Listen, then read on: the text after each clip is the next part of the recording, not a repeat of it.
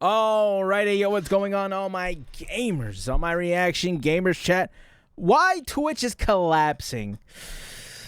I'm okay with Twitch collapsing, chat. I'm not gonna lie. I don't really like Twitch anymore. I used to love Twitch all the time, chat. Like when I first got on Twitch, dude, I loved it. I watched so much, but now after all the ads being like ramped up for so much, I'm just like, screw it.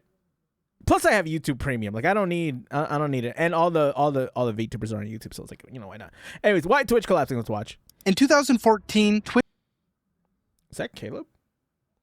Front page. Oh, I think this is his other channel. was the fourth largest source of internet traffic in the United States, behind Netflix, behind 2014, Google, really? behind Apple, but ahead of Wow. Facebook, ahead of Hulu, and ahead of Amazon itself. A decade later, that number is 18th, and the company that bought it for nearly $1 billion 18th? has started calling it something internally, a phrase that should terrify anyone who's ever built anything inside a corporation, a zombie brand. That's the actual term Amazon employees use. I don't like Twitch should, in my opinion, should be dead by now. Kind of. It's hard to say, right? Like, the problem with Twitch is that YouTube isn't taking what they should from Twitch, right? I think YouTube needs a better directory for live streaming, and it needs a better chat experience, right? And 7TV would be nice, right? I like 7TV. I would love it in Twitch. Or I would love it in YouTube, right? But the thing is, like, why would YouTube care to fix it, right? Honestly, Kick did a better job building on Twitch and making it better. But it's like, because like YouTube makes, dude, is there any other video watching service like YouTube? Probably, but do they have the viewer base of YouTube? So it's like, why would they need to care about live streamer, right? That's all I'm saying. But it has come a long way, I will say. I love watching YouTube live streams nowadays. A zombie brand, something that's technically still alive, still running, still burning cash, but for all practical purposes, dead on arrival. Parked next to the Goodreads and Mechanical Turk in the corporate graveyard of acquisitions that never lived up to the pitch deck. Right. Here are the numbers, and they're brutal. Average viewers on Twitch, down 21% from the peak. Damn. Revenue, down over $2 billion to an estimated $1.8 billion. What? I didn't know that it lost so much, right? I wonder how much of this is people leaving or brands no longer associating with Twitch, right? No longer advertising. No, I don't think that would be it, because they still have whether, you know what? They'll never tell you about this. They'll tell you that Kick is a bad place, but Twitch is advertising gambling now, right? They have a lot of sports betting and stuff like that. I know. I watch the ads when I'm trying to watch something on Twitch. I'll get a sports betting ad. They're kind of funny, right? They have like Drewski in them sometimes. But it's like, so I think they should be okay on advertisement. I think it's just people are leaving Twitch, right? I like nowadays, why would you pick Twitch over, say, YouTube? Right? If you're starting brand new right now, if I were to start today, I don't think I would make a Twitch. I would probably make a Kick. Maybe. I don't know. I think I would just stick to YouTube and just make like multiple channels and then like TikTok and stuff like that, right? I don't think I would make a Twitch. And falling. Workforce cut in half. Nearly 1,000 employees laid off in just over a year. That part doesn't, I don't really care about that part, right? Just because it's like, we've seen these big tech companies and how much they've overhired during COVID. So people leaving and getting fired is not really my biggest concern, especially in a company like this. Honestly, I would like to see more people banned from or fired from Twitch, especially the moderation team, right? I'm okay with them being fired. You're not going to get me to shed tears over a Twitch employee being fired nowadays. Maybe before, right? Maybe before when I loved Twitch. Like I have like a bunch of Twitch merch that I still use. The pants are very comfortable, but not nowadays, brother. CEO went on record and said, quote, "We aren't profitable at this point." That's 10 years. 10 years under Amazon, a company that made $68 billion in operating income last year. Jesus. And Twitch still can't turn a profit. Meanwhile, I kinda YouTube like the Live purple. now commands over 45% of all live streaming hours watched on the planet. And it's all VTubers. It's all VTubers. Kinda. It's not, but I'm gonna say it is. I think VTubing is probably like this big of a chunk, but there's just so much content on YouTube. It's hard to say where all the live streaming is coming from. A startup called Kick, backed by a crypto casino billionaire, grew 131% Damn, in a TikTok single Live? year. And TikTok Live Damn. quietly passed Twitch. My problem with TikTok Live is you have to use their app, right? You don't have an OBS key. And in my opinion, I think that's why TikTok Live, I can't even say TikTok Live is hurting. It's not. Look at all the people, right? It's why I don't stream on Kick. I hate opening up that app and like going live on TikTok. I would prefer it to be on my OBS. You know, I would prefer to get like a key and then stream that way because it works for me. I prefer it that way. Like I don't like become their the app. number 2 live streaming Fast. platform in total hours. Twitch didn't just lose its crown, it lost the plot. This is the story of how the platform that invented modern live streaming, the place that gave us Twitch Is that Plays Poker Pokemon, Mans? that launched thousands of careers, that turned Pokermans. playing video games into a billion-dollar industry, managed to drive away its creators, alienate its viewers, and burn through nearly $1 billion of Amazon's money with nothing to show for it. And it all starts with a webcam strapped to a baseball cap. What? On March 19th, 2007, a 23-year-old named Justin Kahn strapped a camera to his head and started streaming his life to the internet. 24 hours a day, 7 days a week. Uh-huh. No Oh, wait, breaks. this is Kahn Justin and TV. 3 other Yale students, Emmett Shear, Justin TV. Michael Seibel, and Kyle Vaught, had driven from New York City to San Francisco the previous October with $50,000 from Y Combinator and had an idea they figured would probably fail within a year. They called it Justin.tv. Yeah, Justin TV, and baby. the live casting concept did fail. Nobody wanted to watch Justin Kahn eating cereal at 2 in the morning. But the platform survived That's pretty because funny. it turned out people wanted to use it for something nobody expected. Video games. Yeah. Users were broadcasting their gameplay, and other people were watching. Not just a few. Gaming thousands, tournament. Then tens of thousands. The chat was active. The chat was alive.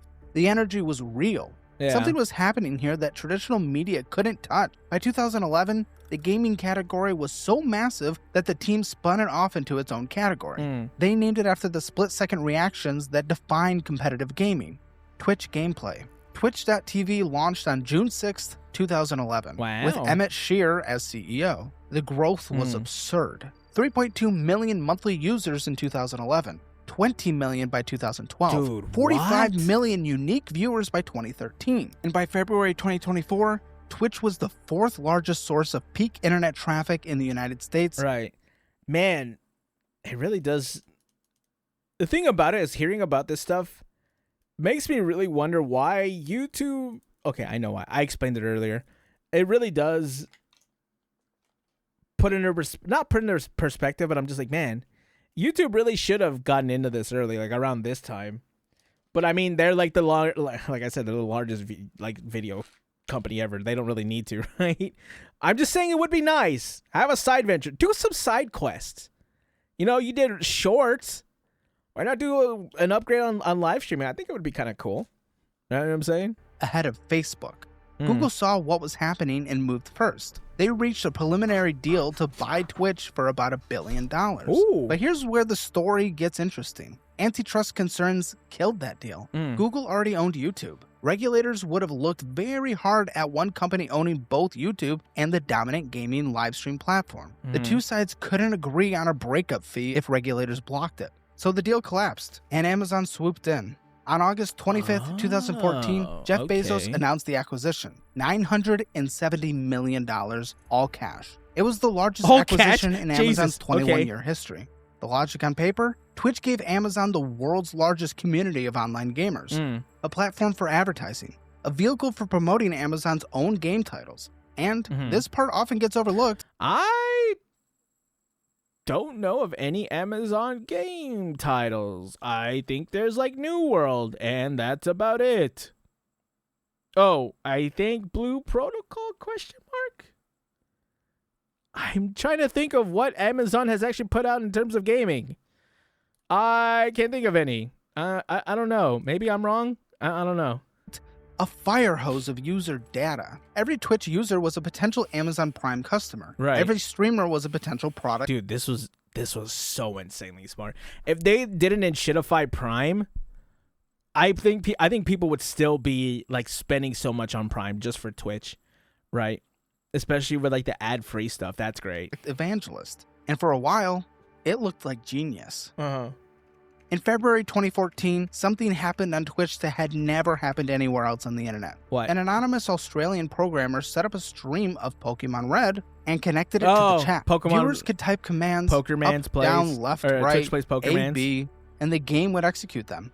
All of them That's from so everyone at cool. the same time. It was pure chaos. Over 16 continuous days, more than 1.16 million people participated. What? 121,000 played simultaneously at peak. Yeah. They beat the game together. Through the digital equivalent of 100,000 people.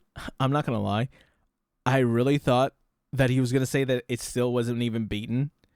I don't know why. I'm like, there's got to be people who are shitposting enough to not finish the game, which would have been fine too. If they had never finished the game, I think it would have been fine because it sounds like an insanely cool experience, right? There's not. I don't know what other kind of events there were like Twitch plays Pokemon, right? That would have been really, really funny, even if you were just trolling. Or it would have been really funny even if you were just trolling, right? Like the communal aspect of collaborating on trying to finish a game. That sounds really cool, right? I think it sounds really sick. People trying to drive the same car. Mm. Twitch Plays Pokemon won a game award for the best fan creation and became one of the most iconic moments in internet history. It proved something important. Twitch wasn't just a place to watch, it was a place to participate. Mm. And that distinction would define everything that came next. By 2016, Amazon launched Twitch Prime. Dude, man, it's crazy to think about how early in Twitch, like before the pandemic, or even during the pandemic up until its shitification, it was so it felt like such a community to be a part of a Twitch channel and watch someone, right, and be part of the community. I loved it, right? Like I've had a couple friends that I'll be like known in their community and I'll talk to their community. It seems really sick and I really like it. Like people will recognize you. Like it has a sense of community that is not really replicated anywhere else, right? Like I don't go to work and feel like a sense of community. I go to work and I feel a sense of I want to go home, or this will be this is the money for my Nangong funds or my Tung funds, you know what I'm saying? But on Twitch, dude, like going to TwitchCon was so fun. It was great. It was such a great time. Mind you, TwitchCon has never been huge in terms of what to do at the actual convention. All the fun derived from going and just talking to your people and interacting with other streamers that you knew. And last TwitchCon, I still felt that, but it was mostly because I had a friend to go with. I don't know, man. I miss it, though. I miss early Twitch. Later renamed Prime Gaming, tying Amazon Prime subscriptions Wow, Chad, directly you guys to got a Twitch Prime? benefits. Get a Prime Free right monthly here. channel subscriptions, exclusive game content, ad-free viewing. That's so crazy, Chad. You know you can use your Prime over here on Twitch.tv, Twitch.tv/Blue Demon Ren that I don't really use. You might as well just give me a member on across YouTube. the entire site. It was the financial glue that connected Amazon's retail empire to Twitch's creator The economy. glue? By 2017, YouTube's gaming standalone app was struggling so badly it shut down in 2019. Twitch had 15 million daily active users and a near monopoly on game streaming. The competitors were either dying or dead. Microsoft's platform Mixer, which spent an estimated $30 million to sign Ninja, and another Dude. Everyone wants to clown on Ninja for falling off for going to Mixer. You're telling me, and I want you to say it with a straight face, the answer is not no, by the way. The answer is yes or yes in a different section. You don't have the chance to say no. You're telling me you would leave... You're telling me you would say no to leaving Twitch for only 6 months, mind you. You're only leaving for 6 months to play on Mixer, and you get an instant $30 million because the deal falls through. So you get it all paid out. You're telling me you would say no to the Mixer deal. All right. If you want to lie to me, that's fine. I don't know why you would lie to me, though. It's not like I did anything to you. You don't have to lie to me. $10 million for Shroud, shut down in June 2020, less than a year after those signings. The lesson was clear. Buying individual streamers doesn't move audiences. Viewers are loyal to the platform, not the person. And then COVID hit, and everything went vertical. The Bovid. During the second quarter of 2020, Twitch viewership surged over 70%. Average concurrent viewers spiked from 1.26 million. I do miss the Bovid times. You know, you kind of be on Twitch watching one of your friends or watching someone, and you're kind of like channel hopping, getting involved with other people's communities because people were just, you know, stuck inside. So you're always just watching other people. I think it was a great time. Million to 2.75 million by 2021. Hours watched hit an all-time record of 24.3 billion that year. Twitch's employee count ballooned to around 1,800. Celebrities were streaming. Politicians were streaming. Everyone was streaming. But here's the thing about Sugar Highs. They end. And what comes after is the crash. The world reopened. People left their houses and the metrics started sliding. Right. Average concurrent viewers, 2.75 million in 2021. 2.65 million in 2022. There it is. 2.4 million in 2032. 2.42 million in 2023, 2.37 million in 2024, and by mid-2025, roughly 2.16 million. That's a 21% drop from the peak. Annual hours watched, 24.3 billion in 2021, 22.7 in 22, 21.4 in 23, 20.8 in 24, and the 2025 projections, about 19 billion. Jesus. Back to it's like, obviously there will be a role played in people no longer being stuck inside, right? You're not gonna be watching channels 24/7, or, you know, trying to watch people to, you know, get a hit of social interaction. But still, I feel like even with people leaving, like I'm sure YouTube's projections aren't going down that way. They're probably going up more. You know what I'm saying? So it's kind of hard to blame how everyone else has left because, you know, the world has opened back up again. Because I'm just saying, like, for me, chat, I was huge on watching Twitch. I don't watch Twitch anymore. In fact, if someone goes live and I see him go live on Twitch, it feels like such a hassle to just go there. You know what I'm saying? That's why, like, you know me, I love my HoloLive and my FaZe Connect and all that, so I'm always glad that they're on YouTube. I mostly use Twitch as a notification when they're going live, and I can go check on YouTube, right? The only person now I would probably watch on Twitch would be like Smug-Alana, right? And it's because she doesn't want to make the move to Twitch or to YouTube, and she doesn't want to do multi-streaming, which sucks because I don't want to go to Twitch. Even for my favorite Foxu, to be fair, I watch like all her videos that she uploads, so I get my fix that way. But still, you know what I'm saying? Like, I just, even as someone as diehard of a Twitch fan as me, which I don't like, it seems like everything that I was diehard about, I no longer like, right? Twitch, League of Legends, all this stuff. I just like, I don't know, man. It's weird, but Twitch is a different story. It's because they messed it up. Like, no one else messed it up. It's not me just waking up at how bad League of Legends is. Twitch just sucks nowadays, right? And I don't know, man. Especially now watching Dan the Man Clancy not enforcing the rules, or his moderation team not enforcing the rules in a fair way, and pushing other stuff, and, you know, it's just, not only did the service get shittier, the people at the company got shittier, and we have to deal with that. But nowadays, no, you don't have to deal with that, because if you don't like how the way that Twitch is handling its moderation, just go to YouTube.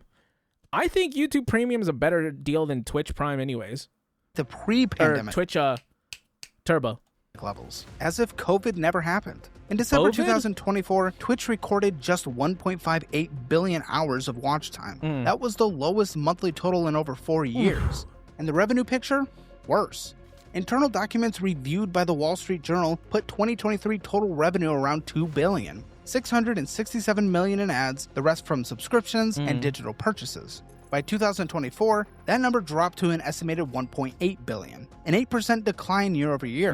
Internal projections warn that Twitch could shed another $250 million in revenue by the end of 2025. This subject matter can be hard to digest, but for most Americans, their personal financial situation is the hardest subject to approach and manage. But with the Downloadwise Budgeting app, you can finally take control. And since there's a free trial, you can see for yourself, get a full picture, automate your budget, get powerful insights, and set real goals that change your life. Download Dollawise or go to Dollawise.com. And through all of this, 10 years of Amazon ownership, billions in infrastructure spending, pandemic-era growth that any platform would kill for, Twitch has never, not once, turned a profit.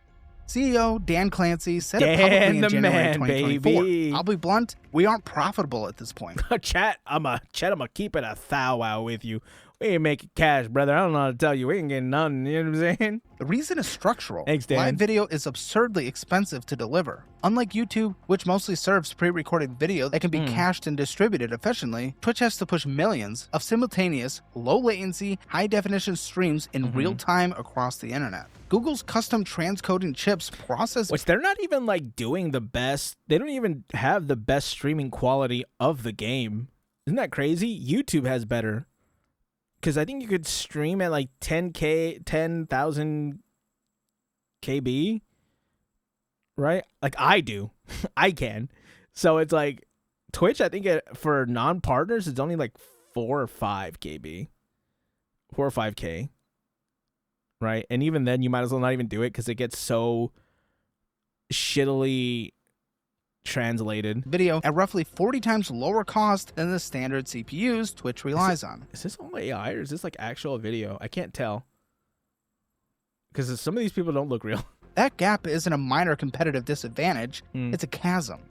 And Twitch's advertising infrastructure is primitive by comparison. YouTube's ad platform is self-service. Anyone can run ads for a few dollars. Twitch's requires direct sales engagement with budgets starting at tens of thousands. One streamer ran the numbers publicly. He earned $30.58 in ad revenue from an entire month of streaming on Twitch, 100 unskippable ads across 90 hours.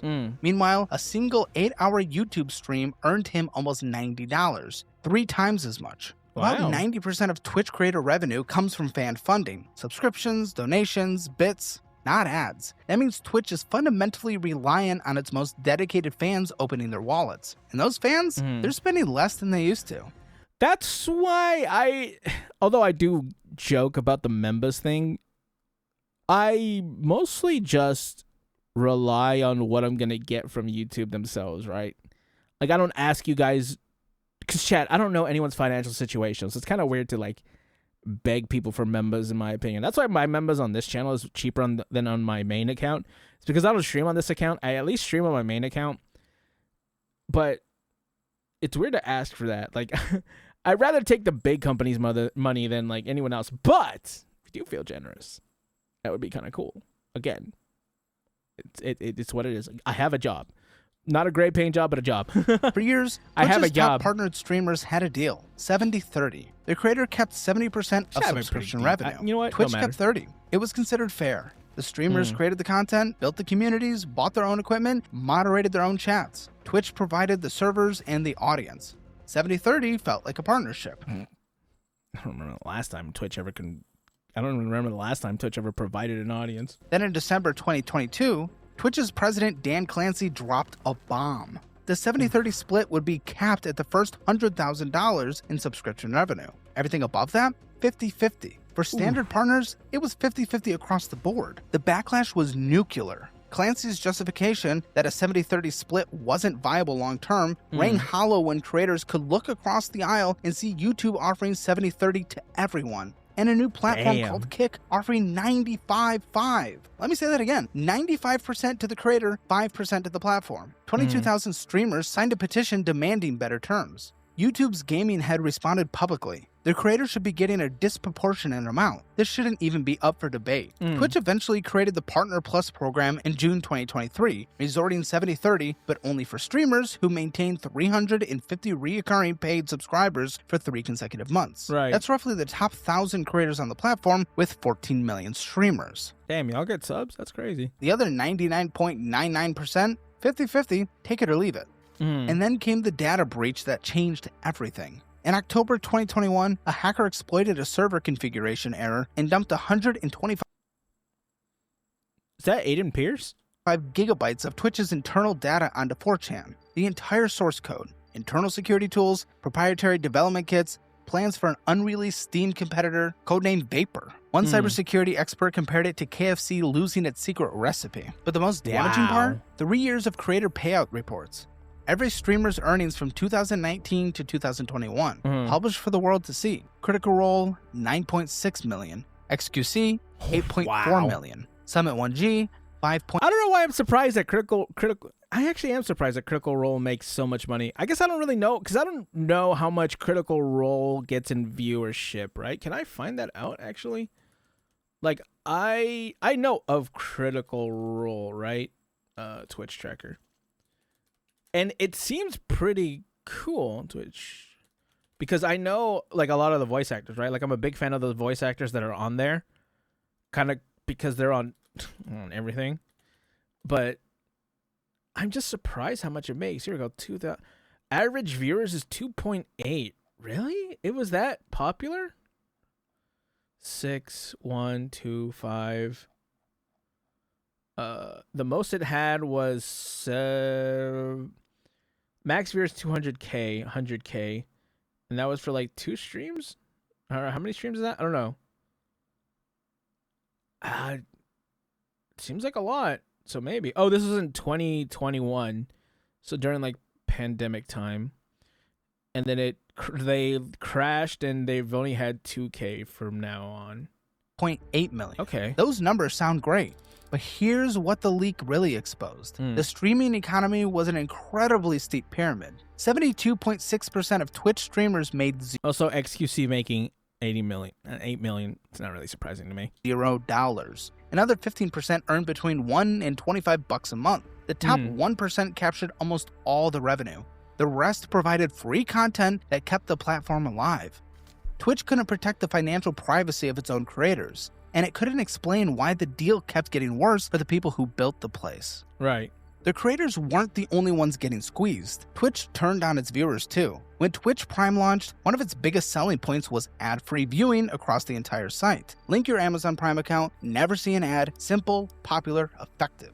In August 2018, Twitch killed that feature. No more ad viewing for Prime members. If you wanted that back, you could pay an extra $89.99 a month for something called Twitch Turbo. Strip a beloved feature from a paid subscription and sell it back as a separate product. Classic double dip. And the predictable happened. Ad blocker usage exploded. And Twitch responded not by rethinking the strategy, but by going to war with its own audience. They deployed what the community called the purple screen of death, a non-skippable, multi-minute purple screen that interrupted your stream with a lecture about using an ad blocker. I still haven't gotten it down to where I can skip them on Twitch.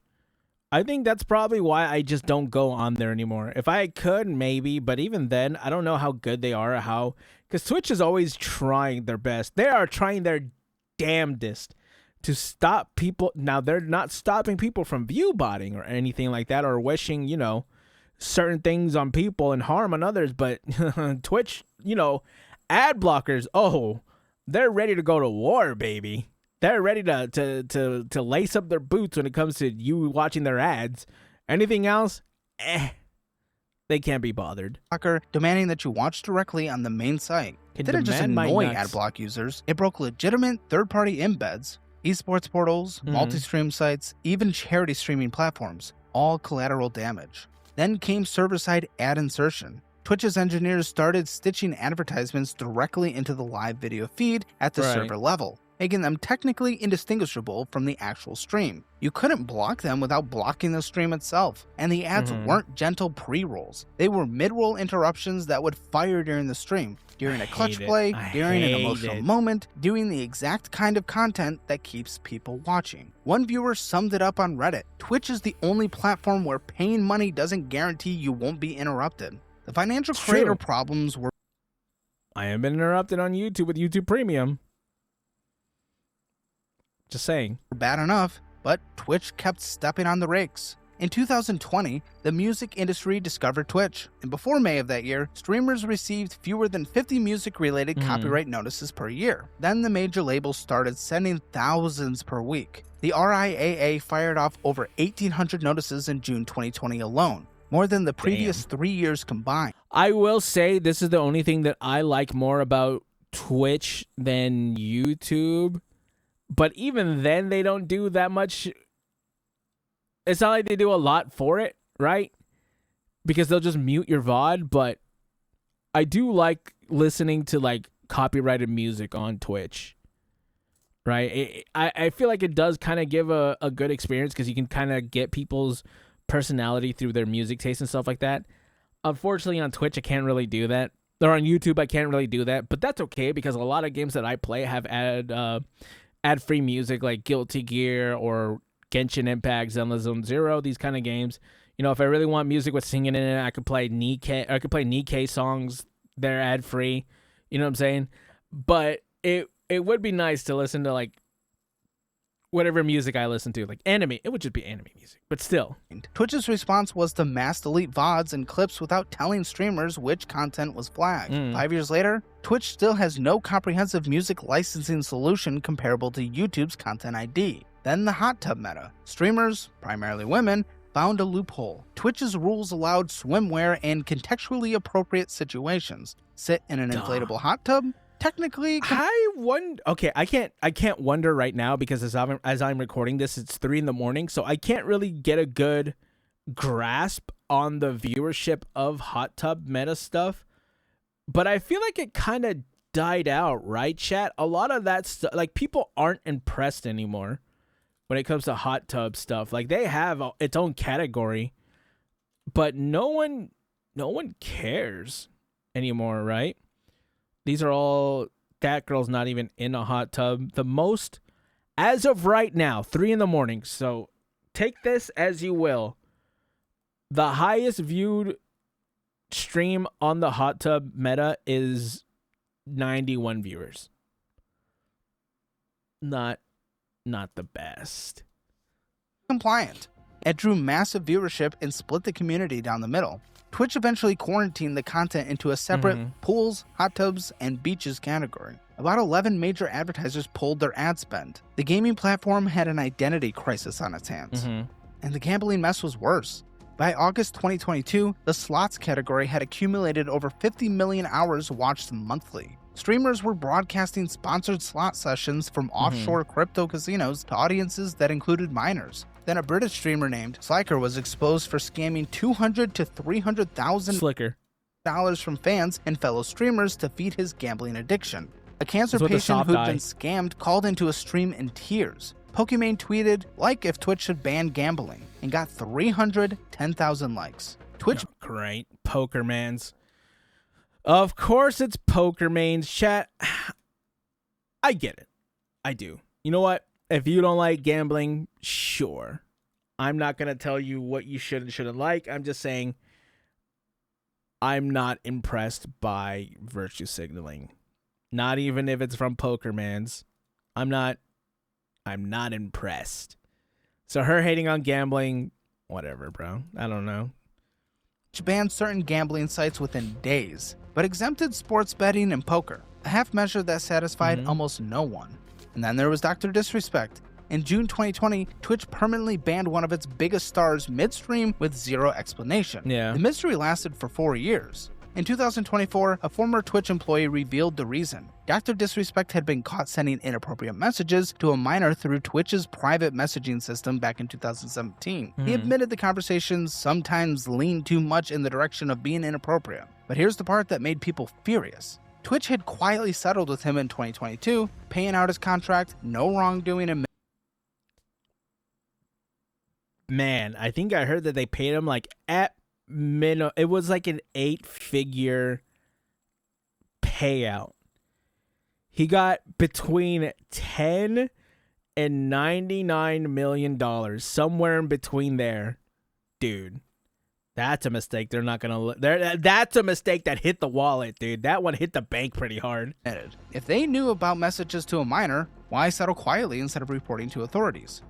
Then He was never arrested either. I don't know. I mean, I don't watch him anymore, Chat. I don't, but, you know, whatever opinion you have on Doc is... I'm not going to tell you what to think, right? came the branded content fiasco. In June 2023, Twitch released guidelines restricting how streamers could display sponsorships, limiting ad overlays to 3% of the screen space, banning burned-in logos. They were essentially trying to become the mandatory middleman in every creator sponsorship deal. The biggest names on the platform revolted. MrBeast asked, how about instead of handicapping what creators make, you help them make more? Twitch reversed the policy the next day. CEO Clancy personally apologized. We messed up. 2 days later. That's how fast it took for Twitch's own leadership to realize they'd publish a policy without At some point, this video has to get to them doing something positive, right? Surely something in the past few years has had a positive effect on Twitch, right? Surely it's not all negative. Spoiler alert, it is. talking to a single streamer first. And that disconnect between the people running the platform and the people making it worth watching became the defining theme of the decline. Take a moment and get some free, easy money. With a Chime checking account and my link, you can get $350 when you set up direct deposit and pair that with a nation-leading high-yield savings rate. There's literally no reason not to sign up right now. Yeah, these ads are like 10 seconds long. Caleb, or link in the description below. YouTube's advantage isn't about one feature. It's structural. YouTube has over 2 billion monthly active users. Twitch has 240 million. YouTube's recommendation algorithm, trained on Google's custom TPU silicon. It's just like YouTube has ironed everything out, I would say. The only problem now is like the AI stuff. I wish, you know, AI generated slop wasn't being pushed by YouTube. That would be great. But other than that, when you look at YouTube itself, like, I'm not seeing a negative personally. Like, I haven't had, I mean, some of my videos sometimes get pushed, right? But I'm also a smaller creator, Chad. I only have 1,000 subs, right? I'm not like feeling it as if I'm a million subs YouTuber and I only get like 100, like 1,000 views. Like, that hasn't happened to me yet. I just get happy when I get any views. But so far, as someone like me who posts content, I'm happy on YouTube. I'm happier on YouTube than I am on Twitch. And it's been like that for about a year. Surfaces live streams to viewers watching relate. I honestly should be multi-streaming to Kick more than Twitch. But Twitch has what's it called? The whole the nutty multi-stream chat that I have doesn't really work with Kick. So that's the only reason why I don't do it, because I can't really open up my Kick chat. But still. Shorts, VODs, I digress. and search results. Every live stream automatically becomes a permanent, searchable, algorithmically recommended video that keeps earning money forever. On Twitch, VODs auto-delete after 14 days for most users. The discoverability gap is devastating. Twitch's browse page... It's not devastating. It's non-existent. Right? Like, I think Ludwig had a whole experiment, Jellywig, where he streamed for like 16 hours and didn't get his first viewer until like that 16th hour. I think he streamed until he got his first follower, and it took him like 16 hours straight. And it's Ludwig, right? Like no one noticed, no one clicked on his channel, nothing. I never saw him. Sorts streams by viewer count. If you're not already popular, nobody finds you. Over 90% of Twitch streamers average fewer than 6 viewers. One Twitch partner said it plainly. Twitch, hey, I'm one of those people, because I'm like, I don't give any attention to my Twitch. Should only be considered a home base. Your channel will not grow. YouTube solves this by blending content types. Shorts, VODs, live streams under one algorithm. I know that they have shorts on Twitch, but tell me why you would watch a short on Twitch when you could watch it on YouTube, right? Or on Kick. On TikTok. I apologize for that. On TikTok or Instagram, right? I know Twitch added that feature, but it's like you're kind of late to the party, and no one would want to pick you over any of the other things that have already done it. And YouTube, in a way, has pretty much is a home base for everything, where the algorithm kind of works in your favor. I posted a short on this YouTube channel. It got like 22,000 views. If I were to put a short on Twitch, I think I did put a short on Twitch. It didn't get any views. And I think it was only pushed to my followers. I don't have 22,000 subs. It got pushed to people, right? Algorithmic umbrella that actively pushes new creators to relevant audiences. Then there's video quality. Twitch caps streams at 1080p with bit rates around 6,000 kilobits per second. There it YouTube is. supports 4K at 60 frames per second 50. with bit rates exceeding 50,000. That's For fast-paced crazy. games, the difference is night and day. YouTube also has a live DVR rewind feature. Pause it, scrub back, catch what you missed. I kind of wish that they didn't make that add to your viewer count, because I understand, right? And I understand corpos need numbers. So I understand that the corpo VTubers don't put on DVR mode because it will hit their viewer count. I get it. I just kind of wish they would put it on. You know, it would be nice. It'd be nice if I miss something that you says.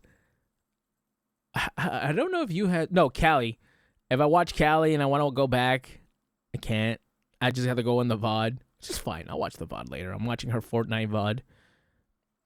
You know what I'm saying? Twitch didn't launch their own version until September 2025, and even then, it was desktop only, subscribers only, with a 2-minute buffer. XQC God, it's reacted, so awful. This is like when Apple comes out with a new 13-megapixel camera, and people have had that for 12 years. Meanwhile, Kick came in swinging. Launched in late 2022 by the co-founders of Stake.com, an online crypto casino, Kick offered the jaw-dropping 95-5 revenue split. They poached some of Twitch's biggest names. Like, here's the thing, chat. People want to talk down to Kick, but tell me why Kick is doing more for their creators and their viewing experience on the platform is better. You know what I'm saying? The only thing Twitch has better for it than Kick is its reputation. I'm not going off of vibes and reputation. I want a viewing experience. And Kick just provides a better one than Twitch. You know what I'm saying? Honestly, if I were to pick between the two, I would pick YouTube. But still, I'm just saying, like, there's so much. The only problem with Kick is its reputation. And it's like, well, you're not part of that. If you join it, you don't automatically become a bad person if you stream to Kick. If you want to try it, you might as well try it, see how you like it, right? I mean, I might as the only thing about Kick is like the one thing I've noticed about Kick is there's a lot of Spanish VTubers on there. I don't know why. It's a weird thing, but you know, shout out to them. XQC signed a non-exclusive deal worth $70 million guaranteed, with incentives pushing it to $100 million over 2 years. The largest individual streaming contract in history. Amaranth signed the next day for a reported $30 to $40 million. Kick grew 131% year over year by mid-2025, crossing 4.5 billion hours watched. But here's the catch. Kick's economics are deeply tied to stakes gambling revenue. If gambling regulation tightens, that 95-5 split could evaporate overnight. True. And the era of massive streaming contracts appears to be ending. Both Twitch and YouTube have said they're done with the bidding wars. Clancy called them unsustainable. Yeah, I don't think anyone's doing contracts. Chat, you shouldn't go into... Like, the only contract you should be signing is like a Hololive contract. There's no one else that really does contracts. I don't know if there's any more... How many esports orgs still sign people? Right? I haven't heard of a new big streamer being signed by a esports org. Right? They have, like, VTuber corpos and mythic talent, like talent agencies, but I haven't really heard of a lot of contracts like that. Right? Does anyone else? Someone would have to tell me in the comments. I don't know. Kick's co-founder Bijan Tourani said the platform is not chasing big signers anymore. An interesting twist emerged in late 2024. Many streamers who had left started coming back. Dr. Lupo, Tim the Tatman, Ludwig, Kono, Valkyrae, they returned to multi-streaming when their YouTube contracts expired. Their viewers preferred Twitch for live content at ratios of 3-1 God, I or love 4-1. Timmy Tenders. Valkyrae revealed YouTube told her their priority had shifted to shorts over live streaming. The boomerang effect proved something important. Twitch's community culture is still powerful. People like being there. The chat experience, the emotes, the raids, the parasocial energy, it's real. The community loyalty can only carry a platform so far when the economics, the technology, and the management keep pushing people away. Right. Twitch's problems aren't limited to the United States. They're global. In December 2023, Twitch announced it was pulling out of South Korea entirely. South Korea, one of the most important esports markets on Earth, the birthplace of competitive StarCraft, home to some of the fastest internet infrastructure anywhere. Twitch said network fees home to Faker, baby. The greatest of all time. There were 10 times more expensive than in most other countries. South Korean ISPs operate on a sender pays model, charging content providers for the bandwidth they consume. It violates basic net neutrality principles. ISPs double dip, charging both the consumer for their internet connection and the platform for delivering the content. Twitch tried everything. They capped stream quality at 720p. They killed VOD service for Korean creators. They experimented with peer-to-peer delivery. Nothing worked. The platform had been operating at a significant loss in Korea with no pathway forward. Korean streamers migrated to Africa TV and YouTube. In China, Twitch... I was going to say, there is no... Oh, he's going to talk about it right here in a second, but I might as well get ahead of it real fast. Actually, let's listen to it, and then I'll talk about it. Has been blocked since 2018. In Russia, the platform has faced fines and legal conflicts tied to content regulations and sanctions. In Turkey, a money laundering scheme exploited Twitch's bits currency. Stolen credits were used to buy bits and funnel money through streamers. Okay, so I was going to say, the biggest, rising content, I guess you would say, rising content sections, which would be your Asia markets, stuff like that, they don't use Twitch, chat. One of them doesn't even use YouTube because YouTube is banned in mainland China. They don't use Twitch, or they don't use Twitch, and they don't use YouTube. They have their own stuff. They use Bilibili, stuff like that. That's how they get their gaming out there. They have Bilibili. Korea has had Afrika for a long time. I know. I've seen the team be be a sponsor, right? Afrika Freaks. So they weren't. I'm not saying that they were relying on Twitch, but it seems like less and less people are relying on Twitch.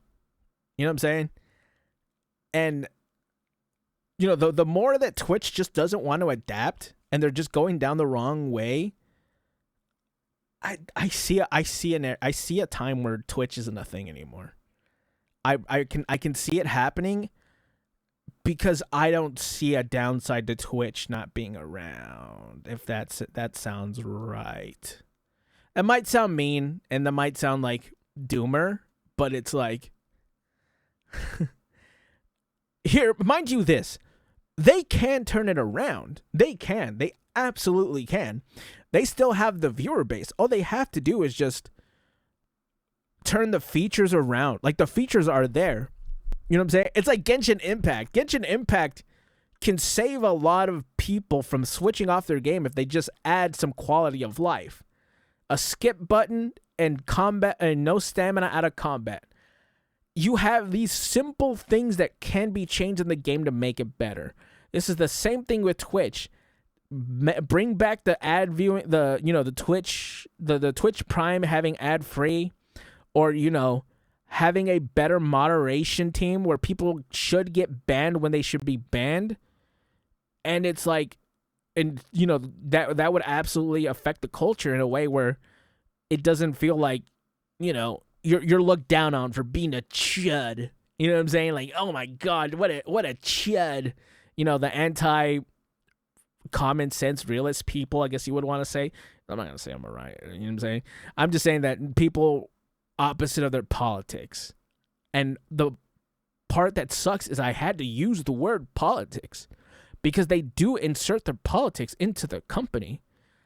And in doing so, it affects the viewing experience in the community You know what I'm saying? So it's like Twitch can make a change for the better. I do believe it. I do believe it can. It has to start from the top, though. Like, it has to start with the moderation team, with, you know, whoever is making all these changes that suck.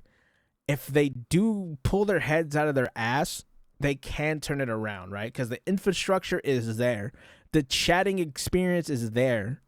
The quality is not, but that's okay. You know, you kind of deal with a little bit of shittier quality for like a better chatting experience and community experience. Sure. Police detained dozens of people. These aren't isolated incidents. They're symptoms of a fundamental challenge. Live streaming is a high bandwidth, policy sensitive service. A few bad geographies, high network fees, censorship blocks, sanctions exposure, payment fraud can distort cost and reputation fast. Wow. As if the financial, technical, and competitive problems weren't enough, Twitch became a political battleground. The Platform Safety Advisory Council, launched in 2020 to improve moderation, became a firestorm almost overnight. One council member, a trans streamer and deer enthusiast who had self-identified. I was going to say, chat, people were talking about Kaho. I was going to say, chat, people were talking about Shibuya Kaho being a bad look for Twitch, as she was, you know, an that kind of content creator. But you got to remember, they had a deer freak on the as a representative. I think it's kind of a step up to have someone who may have dabbled in a different kind of content. That's all I'm saying. As a deer on stream, sparked massive backlash for suggesting voice chat in competitive games was non-exclusive. She was doxxed. The council's credibility was destroyed before it accomplished anything. It limped along for 4 years before Twitch terminated all 9 members' contracts in 2024. Political content created brand safety. I have to do it, chat. I have to. Hasan Piker! Nightmares. Hasan Piker, a leftist political commentator, draw 125,000 concurrent viewers during the 2020 presidential debate, rivaling major news networks. But advertisers grew nervous about appearing alongside polarizing commentary regardless of its direction. Twitch's moderation was criticized from both sides. Conservative creators and audiences argued that the platform was biased against them, citing bans they considered politically motivated. I still don't think Celestium is unbanned as of recording this video. Migrated to Kick and Rumble. On the other hand, leftist streamers like Piker, banned 5 times for political commentary violations, argued they faced and still should be banned to this day. Disproportionate enforcement. In late 2024, Twitch introduced content classification labels for politics and sensitive issues. It pleased almost nobody. And then there's the broader cultural shift. Aiden Ross, banned from Twitch for homophobic slurs, racial content, and promoting gambling, became the most followed personality on Kick and hosted a 90-minute interview with Donald Trump at Mar-a-Lago that drew 580,000 peak viewers. Right. The Manosphere audience found a new home. Twitch kept trying to thread a needle on moderation. I think the problem with Twitch is how, with this whole politics thing and they're pushing their politics, is that Twitch is a small, confined space, if that makes sense, right? If you were to compare a room of Twitch streamers comparative to a YouTube room of like YouTube content creators, Twitch would be the size of like a studio apartment, and Twitch would be like Mike Tyson's mansion, right? There is content you will never interact with on YouTube that exists on there, that is constantly being pushed to somebody else because the algorithm knows where to push you. Twitch has just a front page. So we see everything that's happening on Twitch, right? Because it's in front of your eyes the way that it works, because it's not a big space like, you know what I'm saying? Like if you were to, like I said, if you were represented, it's not a physically big space. So, you know, the two biggest political streamers on the opposite sides are very close in proximity to each other. You know what I'm saying? And the same with the moderation team. If someone, obviously they go with AI, but say if a moderation team was on YouTube, like a Twitch moderation team, I couldn't imagine the amount of employees they would need to have. And they could even break them up into sections, right? You have this political leaning, you have that political leaning, you have this, you have that. You're a furry, you're a VTuber, you're a just chatter, of sports commentator. Like, they could have dozens and dozens of categories just for the moderation team.